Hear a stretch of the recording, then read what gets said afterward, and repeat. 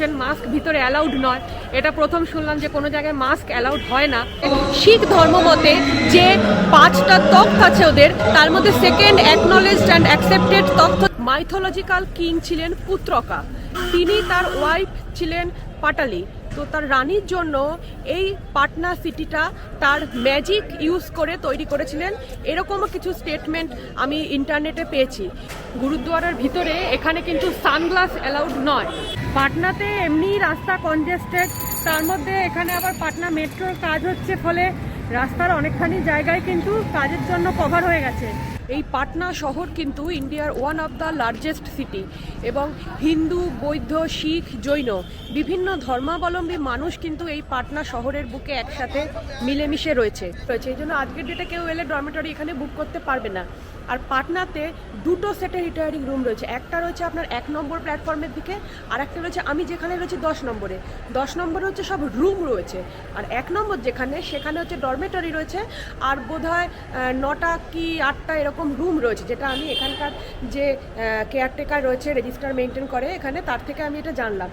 তো 1 নম্বর প্ল্যাটফর্মের দিকের ওই জিনিসগুলো এখন আন্ডার মেনটেনেন্স, মোস্ট প্রবাবলি 2024-এ ওগুলো ওপেন করা হবে, এরকম একটা প্ল্যানিং নিয়ে ওগুলোর কাজকর্ম চলছে। এই ব্যালকনিতে এখানে দাঁড়িয়ে রয়েছে, আর এটা হচ্ছে পাটনার সকালের চেহারা। 10 নম্বর প্ল্যাটফর্মের দিকটা একটু কম জমজমাট, 1 নম্বর প্ল্যাটফর্মের দিকটা একটু বেশি জমজমাট। এখানে কিন্তু আপনি এভরিডে সকালে 8টার সময় রুম সার্ভিস পাবেন, মানে রুম ক্লিনিংয়ের জন্য কিন্তু লোক আসে। এটা কিন্তু আপনার রিটায়ারিং রুমের যে প্রাইস আপনি দিচ্ছেন তার মধ্যে ইনক্লুডেড, এর জন্য কোনো এক্সট্রা চার্জ লাগবে না। প্রাচীন যুগে বহু বিদ্বজ্জন মানুষদের হোম টাউন ছিল এই পাটনা। আর্যভট্ট, চাণক্য, তারা সবাই কিন্তু এই পাটনা থেকেই বিলং করতেন। হ্যাঁ, তখন নামটা কিন্তু পাটনা ছিল না, অ্যাকচুয়ালি মগধ সাম্রাজ্যের রাজধানী ছিল পাটলিপুত্র। তো মনে করা হয় সেই পাটলিপুত্র এই নামটা থেকে এই পাটনা এই ওয়ার্ডটা ডিরাইভড হয়েছে।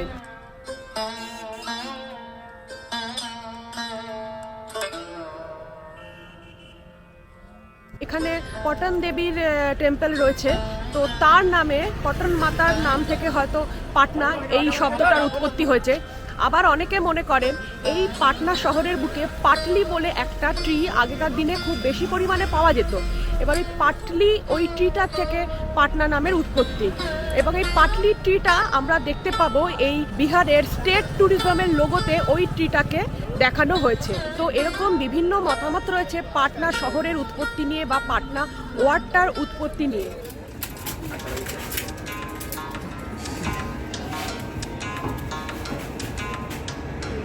আজকে পাটনা থেকে আমি শুরু করলাম আমার পাটনার সিটি ট্যুর। প্রথম এই আমি মেমু এক্সপ্রেসে চাপছি, এটা পাটনা থেকে 9টা 55 ছাড়ে পাটনা টু দেওঘর যাবে, এক্সপ্রেস মেমু এরকম একটা নাম এটা।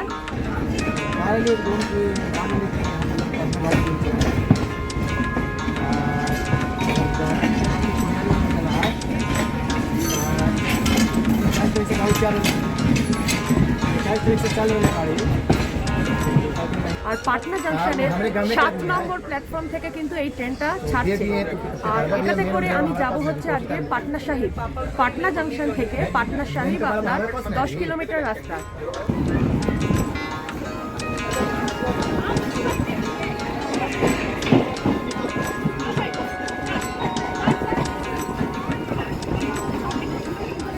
ইউটিএসে এই টিকিটটা আমার পড়েছে মাত্র 30 টাকা, এবং এইটা জেনারেল টিকিট। যে কোনো মেমু ট্রেনে কিন্তু আপনি এই টিকিট নিয়ে উঠতে পারবেন, 3 ঘন্টা ভ্যালিডিটি থাকে এই ইউটিএস পেপারলেস টিকিটগুলো।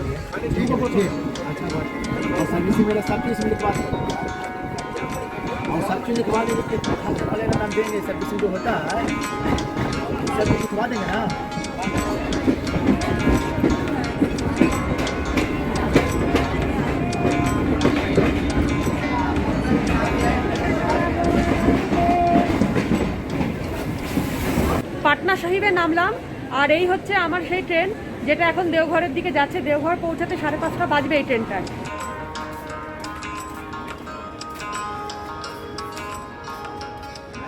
আর এই পাটনা সাহিবে এসে আমি নামলাম, এখন 10:30 বাজে। পাটনা সাহিবে এটা কিন্তু 1 নম্বর প্ল্যাটফর্মে ট্রেনটা ঢুকেছে। 1 নম্বর প্ল্যাটফর্ম যেখানে রয়েছে, আপনি সেখান থেকে বেরিয়েই কিন্তু অটো, টোটো বা টেম্পো এই ধরনের গাড়িগুলো পেয়ে যাবেন মেইন গুরুদ্বারা, যেটা পাটনা সাহিব গুরুদ্বারা, সেখানে যাওয়ার জন্য।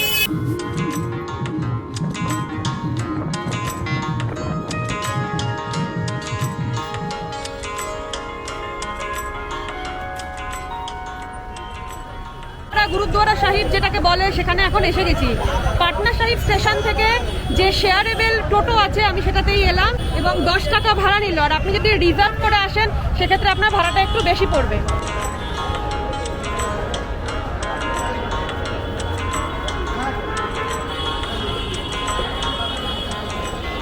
তখ্ত শ্রী হরিমন্দির পাটনা সাহিবে ঢোকার আগে আপনাকে জুতো মোজা খুলতে হবে এবং তার জন্য কিন্তু এখানে নিঃশুল্ক মানে ফ্রি কাউন্টার রয়েছে।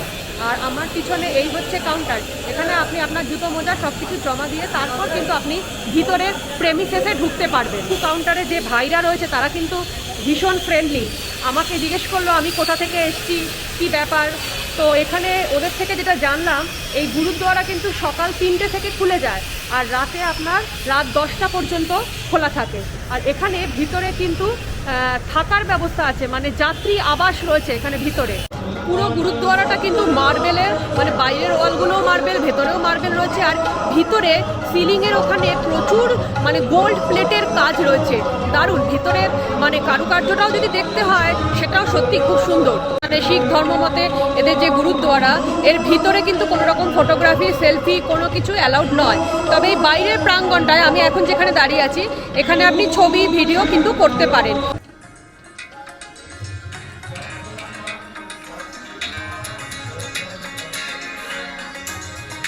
এই গুরুদ্বারা অ্যাকচুয়ালি হচ্ছে শিখ ধর্ম মতে যে 5টা তখ্ত আছে ওদের, তার মধ্যে second acknowledged and accepted Takht হচ্ছে এই তখ্ত শ্রী হরমন্দির পাটনা সাহিব গুরুদ্বারা।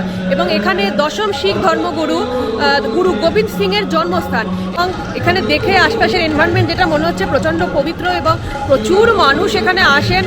শিখরা তো আসছেনই, এছাড়া অন্যান্য ধর্মাবলম্বী যেমন আমি এসেছি সেরকম অনেক মানুষ আসছেন। আর এখানে কিন্তু লঙ্গরের ব্যবস্থা রয়েছে, আপনারা চাইলে এখানকার লঙ্গরে কিন্তু খাবার খেতে পারেন। এছাড়া প্রসাদের ব্যবস্থাও কিন্তু রয়েছে। এখানে ভিতরের অ্যাটমসফিয়ারটা কিন্তু ভীষণ সুন্দর, মানে মনটা একদম মানে ভালো হয়ে যাবে। বা মনে যদি কোনো অশান্তি থাকে এখানে এলে মনে হবে যে একটা কুল প্লেসে আমি এসেছি। এবং ভিতরে সর্বক্ষণ মানে ওদের ধর্মমতে যা যা হয় সেই সমস্ত যা রীতি রেওয়াজ থাকে সব কিছু কিন্তু ভিতরে চলছে। তখ্ত শ্রী হরিমন্দির সাহিবে ঢোকার এই জায়গাটা হচ্ছে মেইন এন্ট্রি পয়েন্ট। এরপরে আর জুতো পরে মোজা পরে অ্যালাউড নয়। আর এখান থেকেই আপনাকে মাথায় ওই কাপড়টা বেঁধে ঢুকতে হবে। আর ভিতরে গিয়ে প্রথমে সোজা ডান দিক থেকে আপনি ভিতরে এন্ট্রি করবেন। এন্ট্রি করার পর পুরো জায়গাটা রাউন্ড হয়ে ঘুরে বেরিয়ে তারপর আপনি বাইরে থেকে কিন্তু ফটো ভিডিও যা যা করার সেটা করতে পারবেন। তবে এখানে কিছুটা মানে গ্রাউন্ডে যে ফটো ভিডিও কিছু করতে দিচ্ছে এটা একটা ভালো ব্যাপার, কারণ আর লোক সবসময় একবারের বেশি জীবনে হয়তো আসতে পারে না, তো সেটার একটা মেমোরি থাকে এই ফটো আর ভিডিওগুলোর মধ্য দিয়ে। গুরুদ্বারার ভিতরে এখানে কিন্তু সানগ্লাস অ্যালাউড নয়। আরেকটা জিনিস আমাকে এখানে একজন বলল আপনি মাস্ক কেন পরছেন, মাস্ক ভিতরে অ্যালাউড নয়। এটা প্রথম শুনলাম যে কোনো জায়গায় মাস্ক অ্যালাউড হয় না। তো আমি বললাম আমাদের কলকাতায় তো করোনা আবার শুরু হয়েছে। বলছে বিহারে এখন কারুর করোনা হচ্ছে না, 2-1জন বাইরে থেকে এসেছিল তাদেরকে আমরা ভাগিয়ে দিয়েছি, এখানে কারুর করোনা হচ্ছে না। খবরটা যদি সত্যি হয় শুনে ভালো লাগলো। আর কলকাতায় করোনা আবার 1-2জন করে 8-10জনে পৌঁছচ্ছে। তো আমি বলবো সবাই চেষ্টা করবেন মাস্কটা ইউজ করার। তো ভিডিও যদি ভালো লাগে তাহলে অবশ্যই লাইক, শেয়ার, সাবস্ক্রাইব করে আমার চ্যানেল ট্রাভেল ডায়েরি অ্যান্ড জিআরসিকে সাপোর্ট করবেন এবং দেখতে থাকুন আমার চ্যানেলে এরকম সুন্দর সুন্দর ইন্টারেস্টিং ভিডিও আগামী দিনেও আবার আসবে।